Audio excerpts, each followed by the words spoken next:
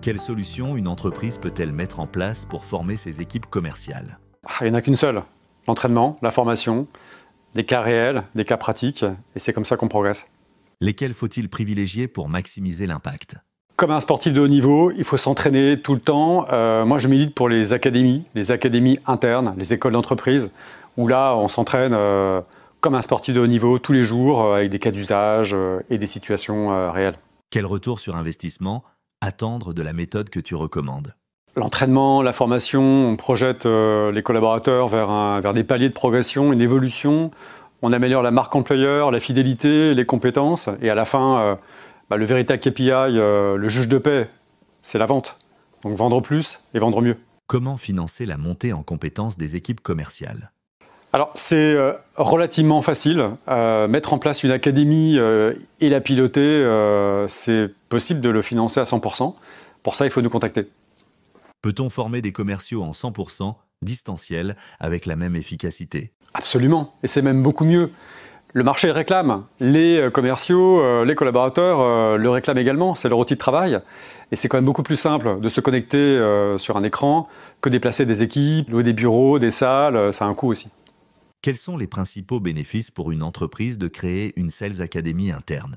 Les bénéfices sont énormes. Tout le monde devrait avoir une académie de vente interne. Ça permet d'entraîner les commerciaux en continu et les managers, ça leur évite de passer trop de temps à former, reformer et à répéter. À partir de quelle taille d'équipe une Sales Academy devient-elle un vrai levier de performance? Alors, pour créer une Sales Academy, il faut une équipe complète. Donc, une équipe complète, pour nous, c'est à peu près 10-15 commerciaux, c'est un minimum. On crée un vrai sentiment d'appartenance, un référentiel commun, des valeurs communes. Et ça, c'est possible dans le cadre d'une équipe d'une certaine taille. Sur quel sujet les commerciaux doivent-ils se former en priorité?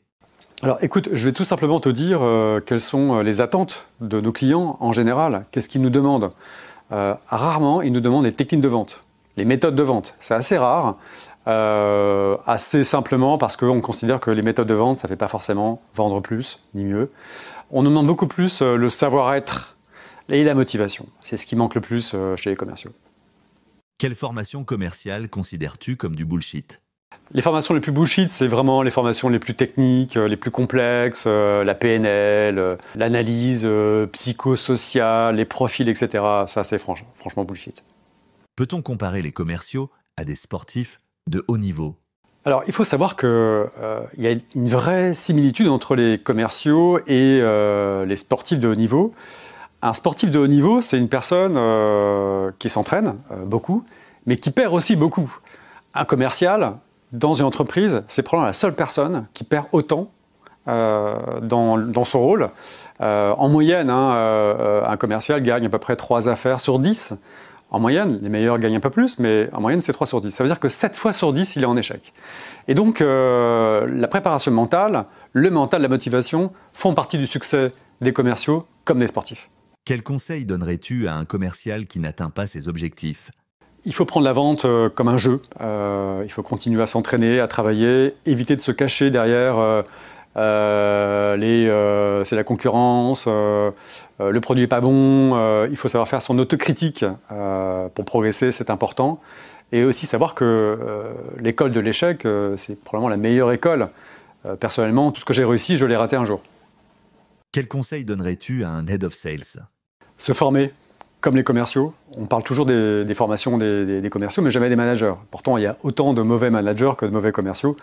Donc, soyez humble aussi dans votre approche et apprenez auprès des meilleurs. Entraînez-vous également en management, c'est possible. Quel conseil donnerais-tu à un CEO qui veut lancer une Sales Academy? Nous contacter.